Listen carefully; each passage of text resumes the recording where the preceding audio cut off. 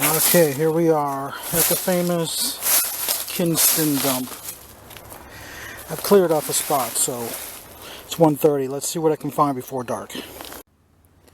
Okay, I found a marble that would have been pretty nice, but it's got a number of problems with it, so it's really not worth anything. Maybe 2 cents to somebody. But I am getting down in there. We got some kind of a hair tonic, I think, because of the small hole in there. It's got some unusual designs on the sides. I've never found one like it before. And we also found a broken Kinston Christmas Coke. Okay, found a nice shard. Somebody will probably want to do something with that. And then I found one of these 8-sided Noxemas in the miniature size. I'm sure it's worth $4.50. I got this pre-COVIDian era N95 mask that I've had for 3 years. I think it's time to break it out because some guy from Australia says we never dig dumps from the late 30s and early 40s because of all the asbestos. So yeah, when I'm digging in this dump, I know that there's poisonous stuff in this ground. They actually came over here and spent multiple millions of dollars cleaning this dump up. So the guy told me there was cancer-causing chemicals in here. Alright, we got something that looks like a murine eye remedy type. But it is slick. And a little bit bigger. I just found an Aqua 12-ounce Pepsi. Broken, of course, but surprisingly, I never find any of these in here. No town on the bottom. Yeah, it says it's just a LGW. I was expecting to see Fayetteville or something like that, or Rocky Mount. But I think I picked a bad spot. There's a huge cement slab right here.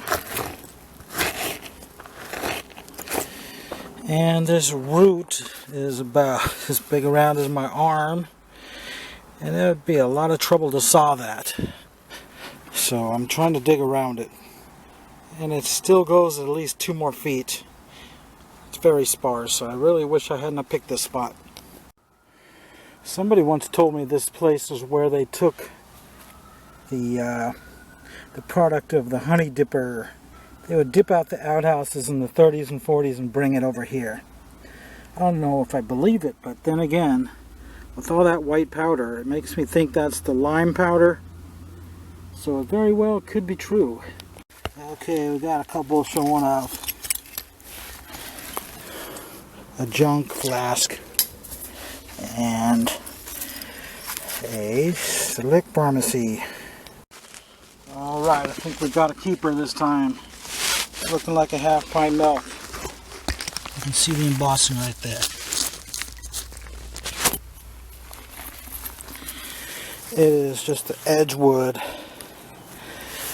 Not too exciting, but it's even got a bruise on it already. Gotta put it in the water. I just pulled this one out. Looks like a nice one too. It's a Wooten's, which is much more scarce than most of them, but it has a giant chip on, or fractures in the top and in the back, so what a jip. Now I'll have to spray paint it and try and get $10 or $12 for it. It's pretty deep. We're about 4.5 feet down right now. I'm sure that's the deepest I've ever dug in this dump. We've got a couple bottles showing up. Okay, we got a beer that's aqua. And you know what that means. Pre-1920, most likely. And what do we got over here? Nothing.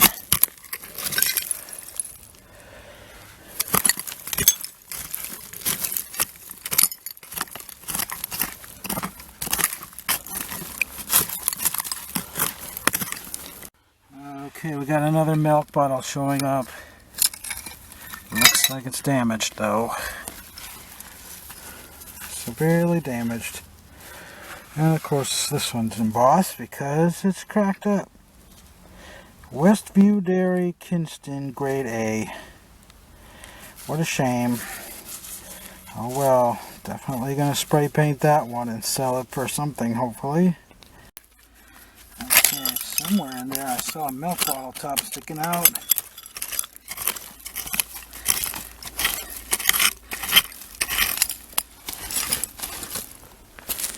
Where is it?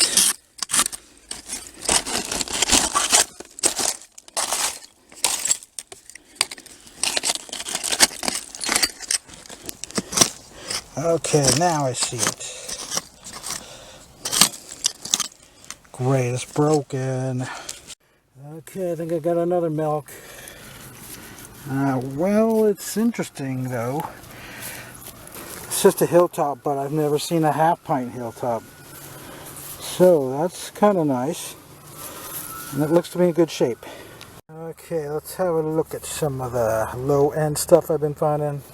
A green one with a cap, so that should be worth $2 to somebody.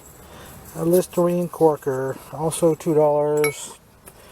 And we got one of these flasks yet again, so $2.50. Then we got one of these Virginia Dare flavoring extracts that makes some kind of Kool-Aid like stuff. $2.50 as well. And this could be what they call a pinch bottle for some kind of liquor.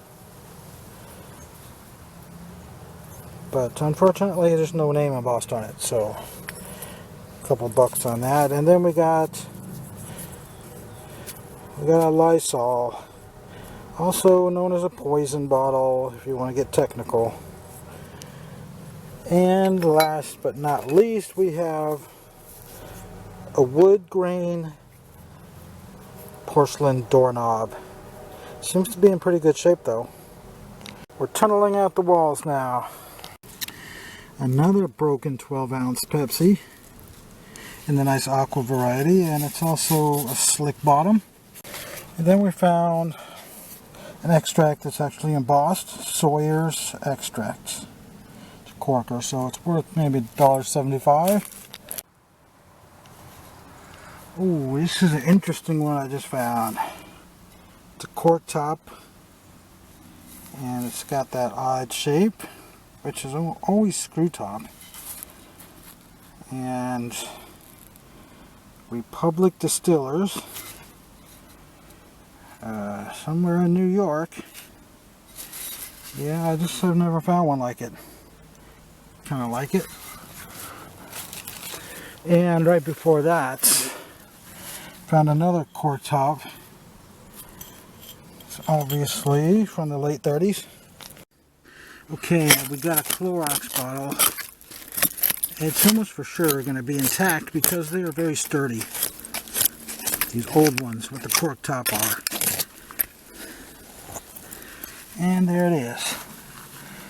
It's still got the label on it. Can't really read it, of course, but it's weird how for so many years I wasn't finding these, but then I find them almost all the time now. So, what's up with that? You got a super common screw top. Maybe not. Just because it's a screw top doesn't mean it's totally junk, but in this case I think it is. Okay, I see a distinctive shape right here. Do you recognize what that is? I haven't found one for many years. They're not that rare, but they are really neat.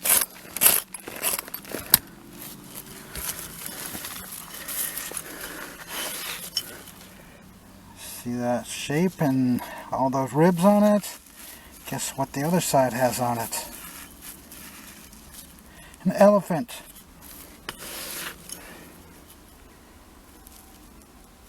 It's the interesting oval shape instead of the round one, so this one's even better. Gotta love that. Jumbo peanut butter. Alright, another liquor bottle that I don't recognize. It's got the lady's leg, it's got a ring around it, and it's fluted, and it's sort of a cork top. It's not a screw top, but it has some kind of cork closure. So that's pretty nice for a slick. Yeah, that's kind of funny. I just found a bitters, an actual embossed one. Atwood's Jaundice bitters, the most common or second or third most common bitters ever made. Might even be a screw top. Of course, it's broken off, so I don't know. I think they actually did make a screw top version of that. Alright, we found a few more junkers. This one's really nothing. Then this one may be worth $1.25. This, I don't know. Is it really worth anything? Not too sure on that. And then we got this Art Deco flask. Might be worth $1.50. Then we have whatever that is. And what appears to be a phenolax wafers, but not embossed. Then we got a Slick Pharmacy with the screw top and a later cork top. And we did find several of these Lysol, I guess they're Baked Light, with the name of the Lysol company stamped into it. So that could be worth a little bit. But I think that's about as much as I can do for today.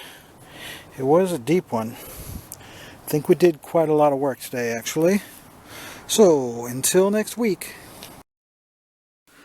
I haven't really been doing a whole lot of the wrap-up kind of things lately because I just haven't been finding enough things to make it worthwhile.